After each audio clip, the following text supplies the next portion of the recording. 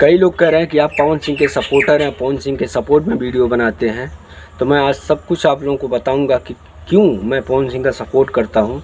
सब कुछ आपको डिटेल से ठीक है, समझ गया। बताऊंगा। तो नमस्कार, प्रणाम, मैं हूं जेके गुप्ता और आप देख रहे हैं आपका अपना यूट्यूब चैनल बदलेगा इंडिया। तो गाइस आज हम आपको बताने वाले हैं कि मैं क्यों पवन सिंह के सपोर्ट में वीडियो बनाता हूं और क्यों मैं खेसारी लाल यादव से ऊपर का दर्जा पवन सिंह को देता हूं। सब कुछ इस वीडियो में बताऊंगा। आइए देखते हैं, मजा आएगा। तो मैं आपको बता देना चाहता हूं गाइस कि अभी जो अवार्ड शो हो रहा था उसमें आप लोगों ने देखा होगा खेसारी लाल यादव जो पवन सिंह से नज़र नहीं मिला पा रहे थे। क्यों, आखिर क्यों?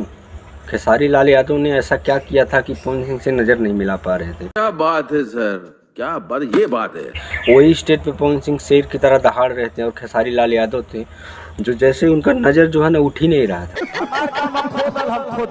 तो कारण वही है कि आप किसी को इतना ही टारगेट कीजिए, उतना ही बोलिए कि अगर कभी सामने सामना हो ना भाई तो नज़र मिला सके। लेकिन नहीं, आपको तो बस खोदना था, आपको तो बस बोलना था। आप इतना दूर तक पहुंच गए। कभी कोई ऐसा वीडियो गाइस आप लोग हमें नहीं दिखा सकते, ना कोई ऐसा वीडियो होगा सोशल मीडिया पे जिसमें पवन सिंह ने कभी भी खेसारी लाल यादव के फैमिली पर टारगेट किया हो।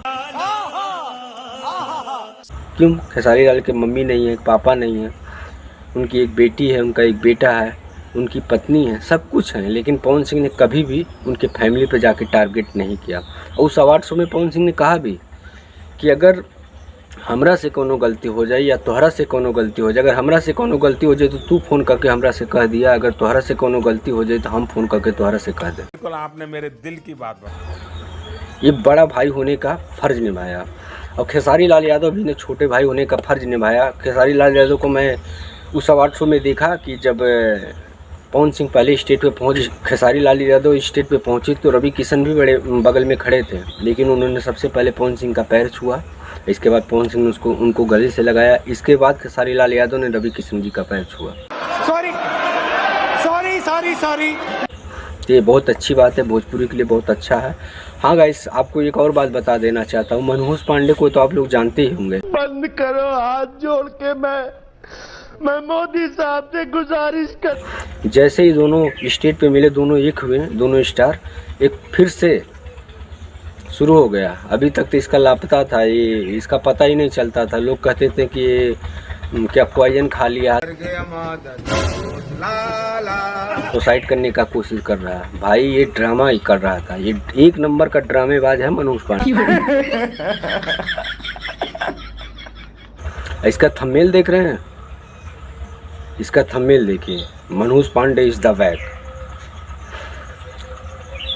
तो गाइस अब आप लोगों को क्या करना है कि जो भी अच्छी टॉपिक हो, दोनों कलाकार अच्छे हैं, जो भी अच्छा काम करे उनके पे वीडियो बनाइए, सब पता चलेगा आज की इस वीडियो में। तो एकदम एक्साइट और व्यूज़ तो आएंगे। ऐसा नहीं है कि इन लोगों को एक हो जाने से यूट्यूबर की दुनिया ख़त्म हो जाएगी। नहीं, ऐसा नहीं है। यूट्यूबर की दुनिया तब भी थी, अब भी है, हमेशा रहेगी।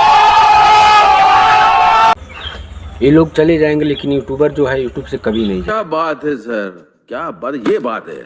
आप लोगों को वीडियो कैसा लगा कमेंट करके ज़रूर बताइएगा। हाँ, वीडियो अच्छा लगा तो लाइक कीजिए, चैनल पे नए हो तो सब्सक्राइब कर लें। मिलते हैं नेक्स्ट वीडियो में, तब तक के लिए जय हिंद।